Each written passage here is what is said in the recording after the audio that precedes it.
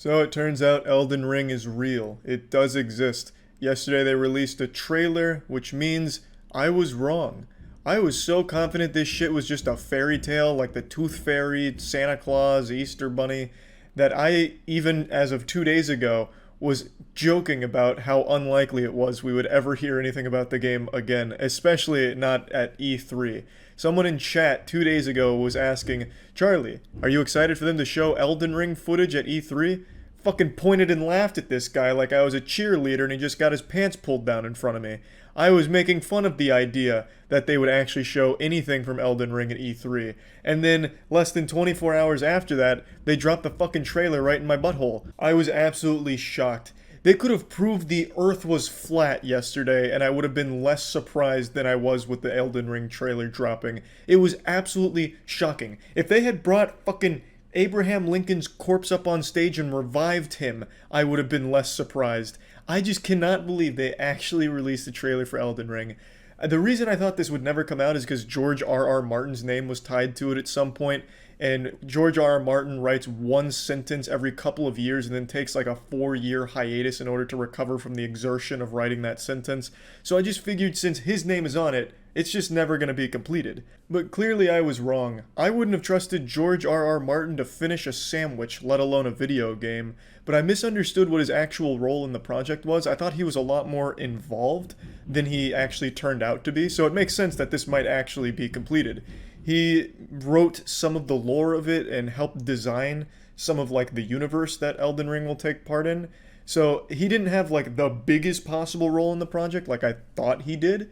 So not to give excuses for myself, I was still very clearly wrong, and this game does seem like it is going to come out, but just explaining where my head was at. I'm not stupid enough to think that George was going to sit down and start coding the fucking thing himself or something, you know. Move over, bitch, give me the keyboard. I'm going to go in there with C# and start coding this bad boy. I didn't think that, but I just thought like he was much more hands-on in the project, and from what I'm reading, he's not, a day-to-day Elden Ring guy. Which is fine, and I think that's probably for the best. They used his strong suit, which is writing, a narrative lore, oververse, giving the entire place that it takes part in an entire history to it. I think that's exactly how it should be. I just misunderstood how big of a part that was. And yeah, I was wrong. The trailer looks incredible. I fucking love it, as I'm sure all of you know by now. Souls-like games are my favorite. It's my favorite genre. I just finished an entire Soulsborne marathon going through every From Software Souls game from Demon Souls through Bloodborne, doing every boss. Hardest boss being the Orphan of Kos across all the games. It took me 27 attempts. I just love the game so much. I really am a massive fan, so I'm so excited that Elden Ring is actually going to be complete at some point. But I will stand strong in my opinion that Halo Infinite does not exist. I said this before and I lost a bet because 343 released a goddamn Roblox mod that resembled Halo Infinite 2 years ago. They released a fucking pre-alpha at the big conference just to prove that they're working on the game, which made me lose a bet. But other than that, I still believe that the game doesn't exist. It keeps getting pushed back. They keep losing senior project members. 343 has proven they don't really know how to make a good game. It took them like 4 years just to make the Halo Master Chief Collection function, and that was just upgrading some older games to make them work in modern times. So I still stand firm, with dick in hand, ready to fight for my belief that Halo Infinite does not exist or is not in any way ready to release in the next 10 years. I really still do believe that. I'm 0 for 1 right now on my Nostradamus predictions. My Mayan calendar isn't looking too good right now. I was wrong about Elden Ring, but I still think I'm right about Halo Infinite. Now, obviously I can't show you the Elden Ring trailer at all, but I would like to talk about it briefly. How fucking good is that, huh? That's a straight banger. Again, huge fan of all of the Souls-like games, and this one's looking great. Yeah, I know a lot of people were kind of complaining like, oh, it just looks like more Dark Souls. You fucking serious? You're complaining about that? That's exactly what we want. It looks like they did exactly what they did for like Bloodborne and Sekiro. You take a formula that people love, like me and a lot of others, and you simply add new things to it to make it different from the previous game, so that way it's not just a clone. When it comes to Dark Souls games and Bloodborne, Sekiro, and Demon Souls, they're all different. No game is exactly the same in that franchise. None of them.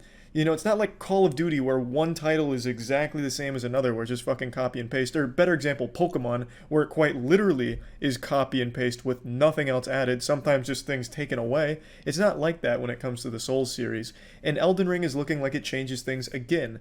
I know people are joking about it's Souls, but now there's a horse. Yeehaw.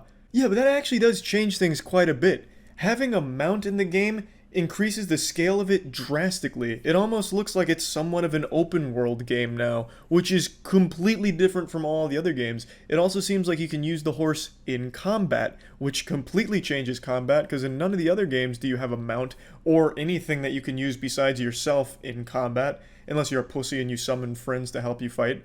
So having the horse is actually a huge difference to the other games, and I don't know why people are pretending like it's not.